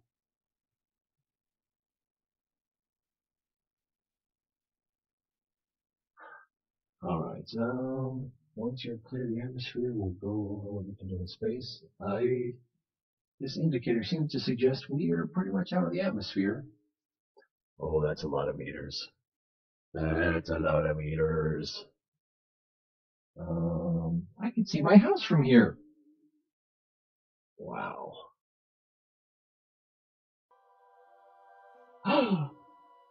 Well, we float up here beyond the atmosphere. I'll quickly tell you about a couple of things you can do. With an advanced enough astronaut complex in the KSC, we can train our Kerbals to be able to spacewalk, or EVA, although we won't be doing that on this flight. Jebediah is not happy. Also, when we are carrying science devices like our goo containers, we can perform experiments. Feel free to play with the goo canisters now by right-clicking on them. I'll let you know when it's time for the next phase of this suborbital flight. Alright, can we shift and mouse wheel? Right click, did he say? Yes, right clicking on them. That was a right click, I swear it was. There we go. Mystery goo container, observe mystery goo observation while in space near Kerbal. The goo seems to have clumped into a sphere. It also appears to have become brittle, inoperable after transmitting. Keep experiment, reset experiment, or transmit data. 0 science value. We still have a velocity. Let's see, what's he saying? Oh, warning! Detailed info. As we near the edge of the atmosphere again, it's time to reorient the pod to get ready for re-entry. We're only going to re-enter with the pod and shoot in goo canisters, but we're not going to decouple yet. In real missions, it's best to keep your upper stage around until the last moment. You never know when you might need it. Yeah, I guess once you ditch it, you can't. You have fewer options. Anyway, it's best to re-enter bottom first. Since we ascended at about 70 degrees pitch, we naturally re-enter at about 70 degree pitch. Oh, was I coming down already? That means you want to aim the top of the capsule at the 70 degree pitch line, but in the opposite heading. This is at a heading of 270 on the nav ball, 70 degrees pitch, and I've placed a target marker there to help you see where this line. Okay. Turn SAS off, change your attitude, and then turn it back on again. I'm not going to change my attitude for anybody. Alright. So I need to escape out of this, turn off the SAS. Whoa! What's happened to Jebediah down here? Oh my goodness. Well, I wanted to see his face, but that's okay. Uh-oh. That's not promising. He's probably reaching for the barf bag. Alright. So we're here, and then I don't know what to do with this. I'll just keep it. And then we need to reorient. So, oh, wrong way, Conway. Indeed. 270. Oh, what's happening? Oh, I need to turn the SAS back on. No? That didn't. I'm going too far now. Whoa. We want it right. Whoa, whoa, whoa. All right, all right, stabilized. SAS off. Oh. Amateur hour. Okay. Is it going to stabilize there? All right, he said 70, but the yellow marker's there. Now it's time to get rid of that booster since it's just weighing us down. Stage to discard the unneeded parts and mass. Staging in 3, 2, 1. Okie dokie. Those are falling away. Warning, detailed info. Your my altimeter. That's that one. Let's take a quick look here. Oh yeah, that's descending. You are now re-entering Kerbin's atmosphere. Make sure to keep all hands and feet inside the pod at all times. We don't want you getting burnt or anything. Don't mind the flames. Now they tell me Werner is a world-famous rocket scientist. After all, and he's built this ship to withstand them. Last time we watched the parachute icon to wait for the right time to open the chute. This time we're going to do something a little different. Remember, in the construction tutorial where you designed this vessel, you set the chute to not semi-deploy until 0.75 atmospheres of pressure. That means the chute won't perform the first of its 2 deployment steps until then, even if you activate it by staging now. On Kerbin, 0.75 atmos means about 200 meters altitude above sea level, and the craft should be traveling slowly enough by then that the chute will survive deployment. Should. So let's take a bold step of arming the chute now and let the smarts in the pop, let the smarts in there, pop it at the right altitude. Look at Jebediah's face. Oh, you can now, you can trust me. Stage the chute now by pressing space. I intend to get him home safely. No one dies on my watch. All right, let's stage that chute, even though it's indicating red. All right, I've got my yellow target indicator here. Oh, man, it is sensitive. And the SAS is restabilizing it. And it's pretty much on mark. Oh my goodness, this is a little intimidating. Did I already read this part? I don't think I read this part. Awesome.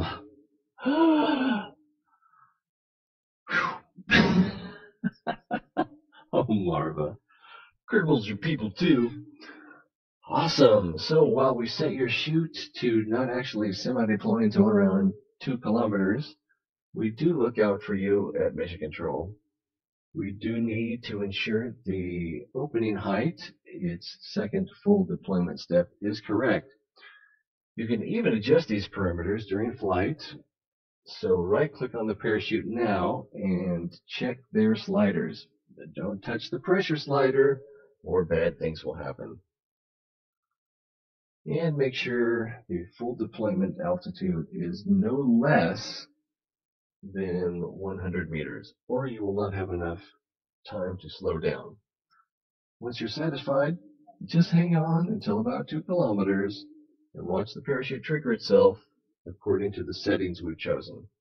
While we're waiting, I want you to look at the bottom of the capsule. Note that you do not have a heat shield. You don't need one because this is such a gentle flight. I hope we can trust this guy. Actually, a heat shield will make things more dangerous on this craft because the additional mass will be pushing the limits of this model of parachute. Seems like we're cutting a little bit close. I'm not going to think of them as lemmings. Keep them alive. That's the challenge, right? I don't want to have to go through the whole funeral sequence. All right, unpausing. And let's look at the bottom. Yeah, it's quite a show. It's over here somewhere. Oh, there it is. Let's see, we're at 9,000 feet. So I think we've already passed the stage where it would be heating up. I think that would happen where the atmosphere is thin and you can actually get up to a really high speed to create that kind of friction.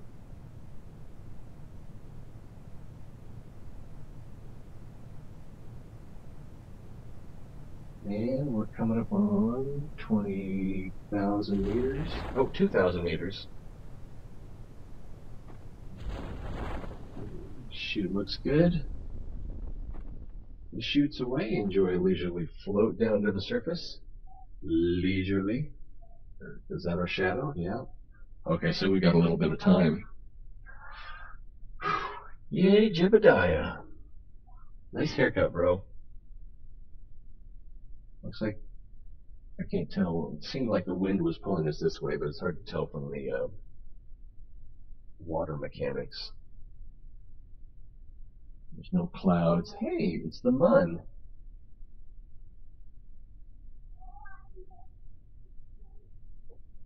And the soon?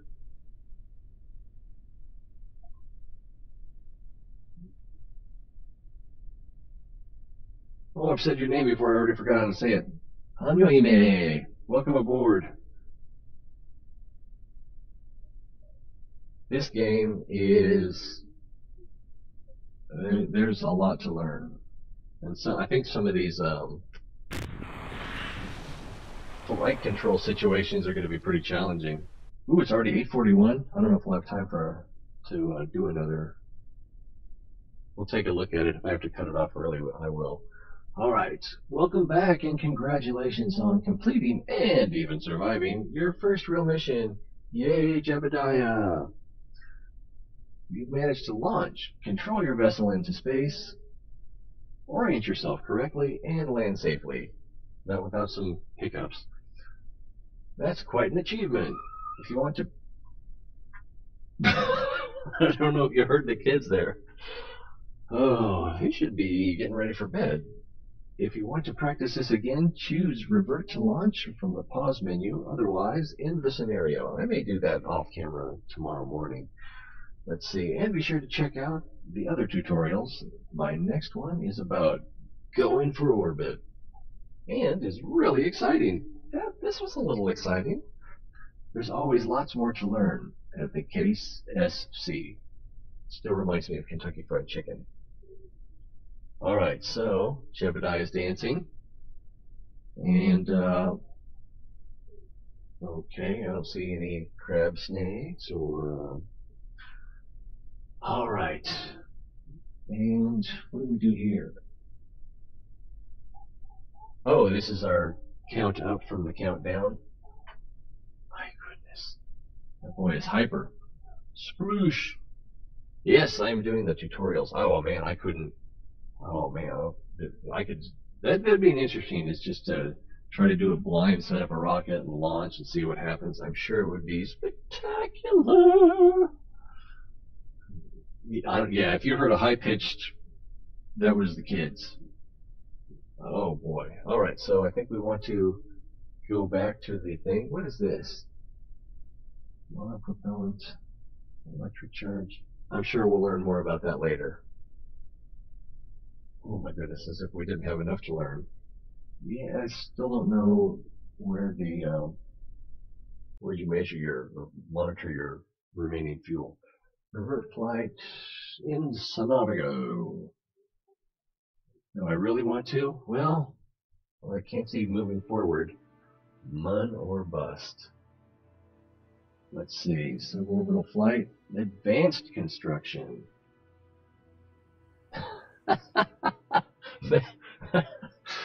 Oh, maybe, yeah. Yeah, let's, since I don't have a lot of time, let's try that. Let's, what is the start new?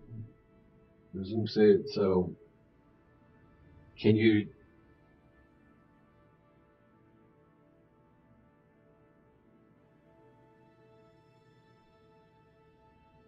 Yeah, I think that's what we want to do.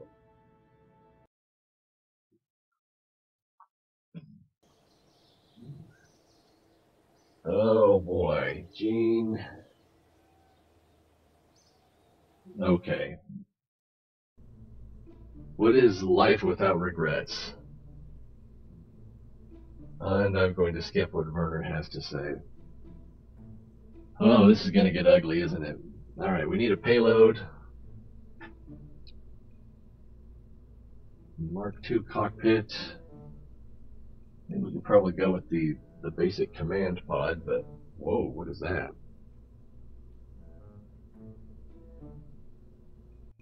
That looks very space shuttle-y.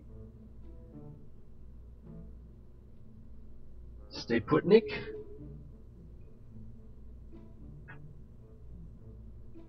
Let's see, a lightweight sphere equipped with remote receivers and relay control input from the ground to the craft, carries no crew.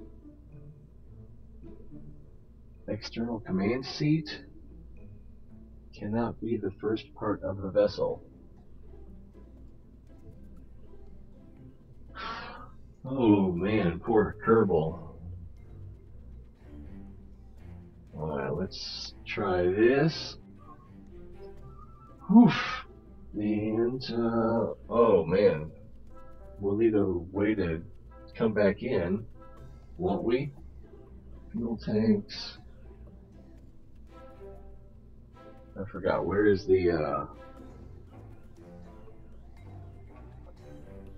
where's the parachute? No. Utility? No. I've already forgotten where the parachute is.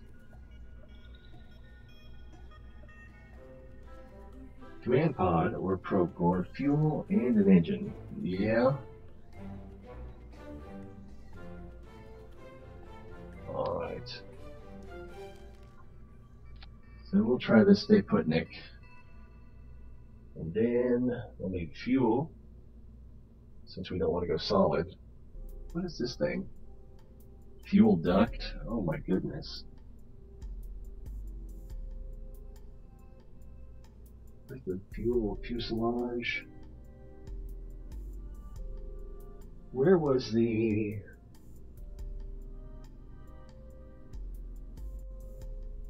Yeah, let's try these. Ejection force 250. Wow. I've got some learning to do, don't I?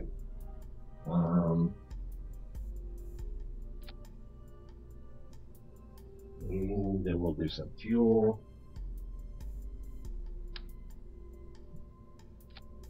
That's not too big, is it? And how about another decoupler?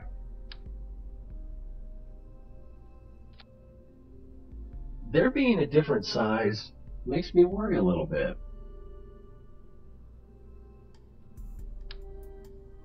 Is this the same as we... That's not the same as we used before. This is...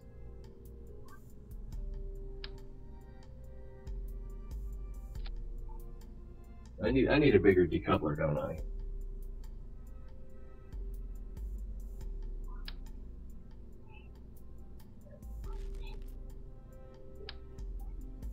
That's too small for sure.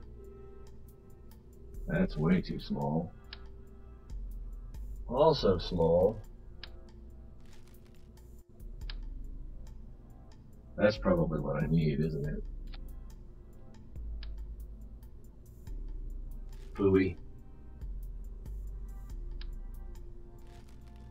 Alright. That's probably gonna would kill whatever is in there. Fuel. Is it this one? Oh, is this one? Boom. And actually, we can just add several of these, can't we? And then the decoupler. Oh, we don't need another decoupler, do we? Just an engine. Just the engine. And we will need a pretty big engine, I think.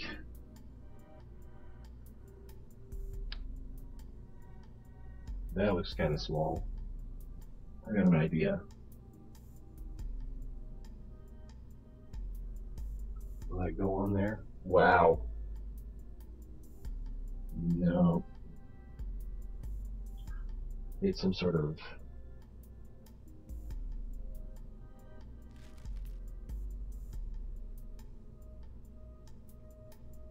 This might not work, but let's...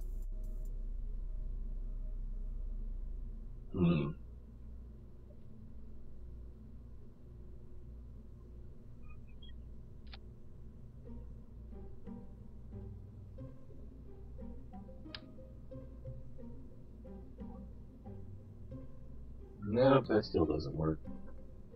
Alright, so let's try something different. And let's try this bad boy. Okay. It's not showing the... Oh, because it's too... Can I select all?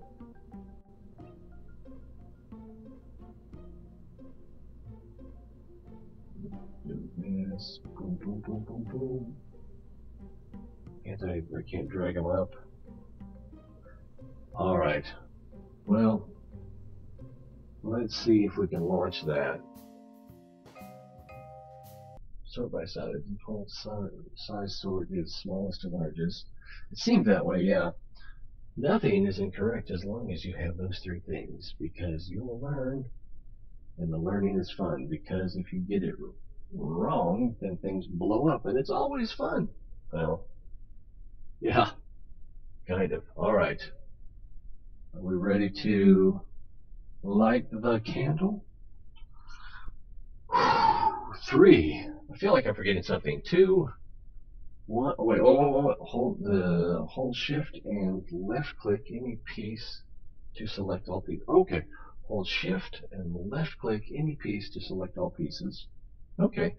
What I was trying to do is drag the whole thing up out of the floor, but I don't think I needed to do that.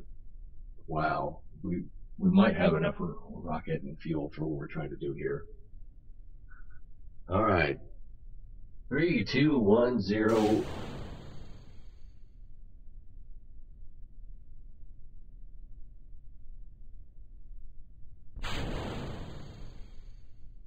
Oh, I hit the staging button and something went wrong.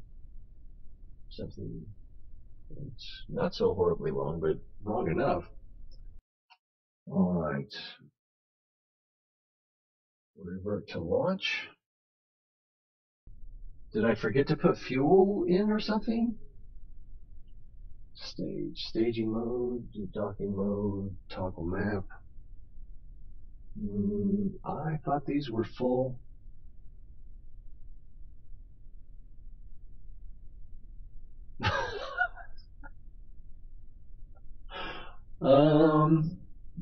Did I forget how to launch? Was it not just the space bar?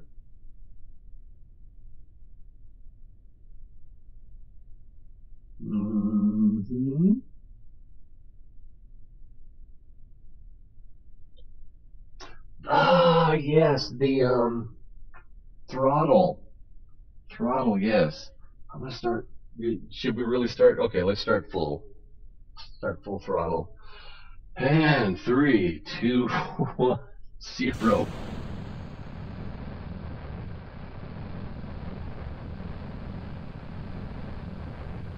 Let's pitch over a little bit. Oh, there we go. SAS. Okay, this is tame. Let's pull out a little bit. Things seem to be working.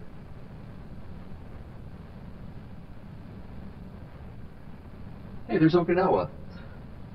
Alright, let's pitch over a little bit. Ooh, it's getting warm. Oh, stabilize, stabilize. Where's something that tells me how hot it is? Oh, this is our fuel levels too. Excellent. 1,000 meters per second. I'm surprised we haven't gained more altitude. I guess launching into space. Oh, this looks like a health meter.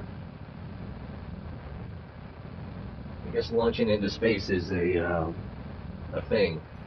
Now I'm wondering if the stage decoupler will do some damage here or not.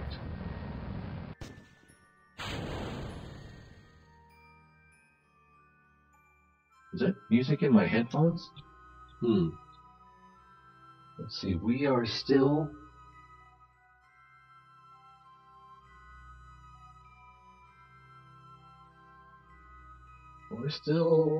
our speed, our velocity appears to be constant. We may have left this world.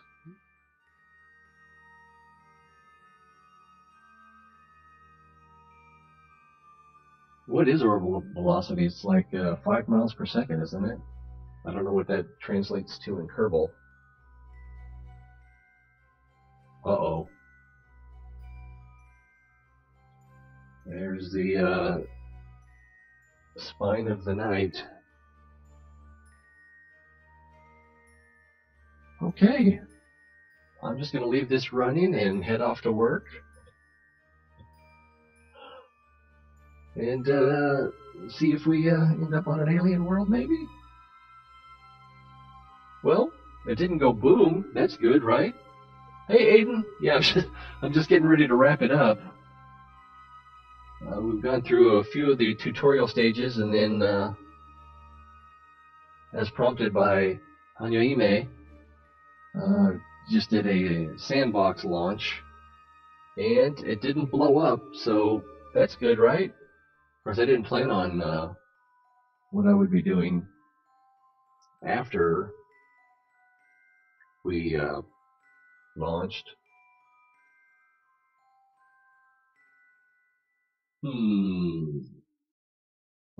Oh, that's the stage has fallen away.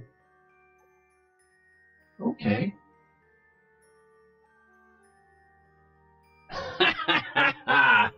That's too bad we didn't bring a boat.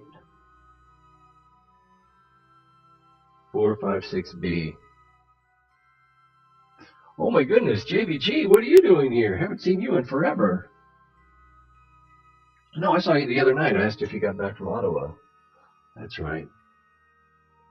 Wow. This module is not coming home.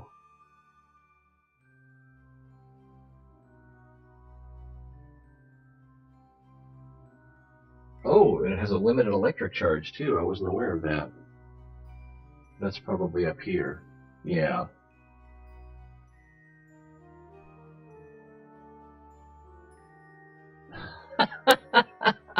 Thanks, honey.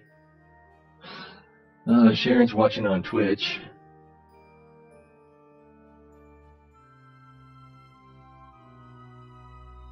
Well,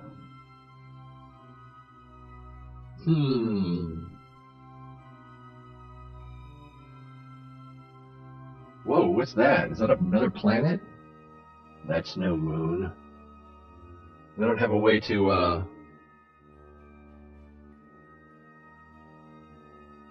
do I even have control, sir? I don't have any sort of control over what we're doing here. So we are just going to drift until such time as we close it. But, since I needed to wrap it up anyway, this is probably a good way to go out. Oh, goodness gracious. Fun was had. Some by me.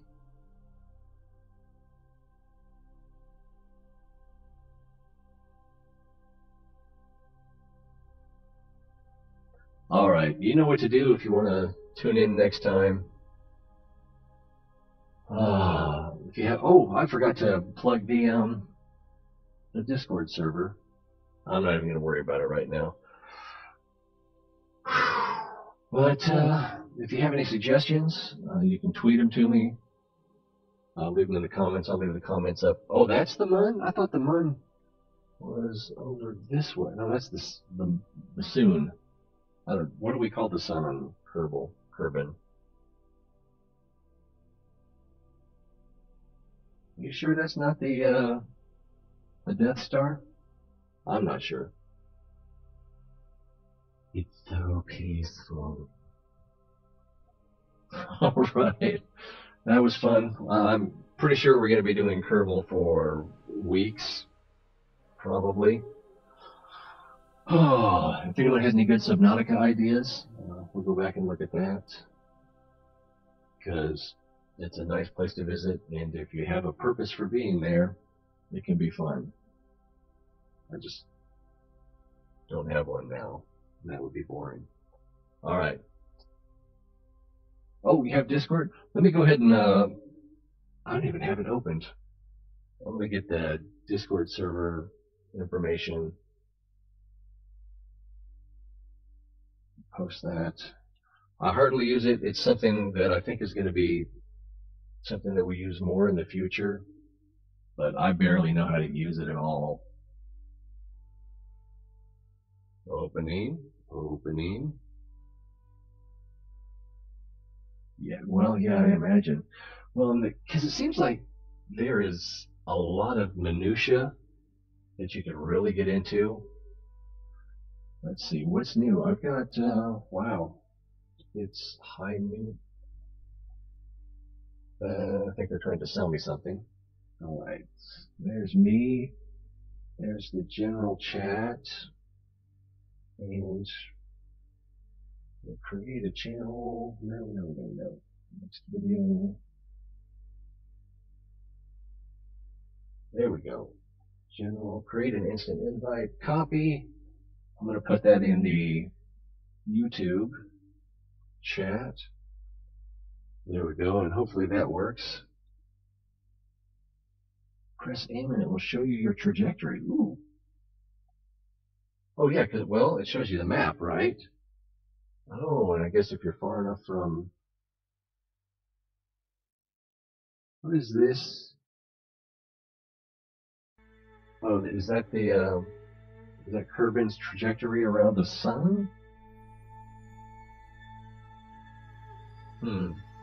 So we are just going off to Never Never Land. This doesn't look like EVE Online.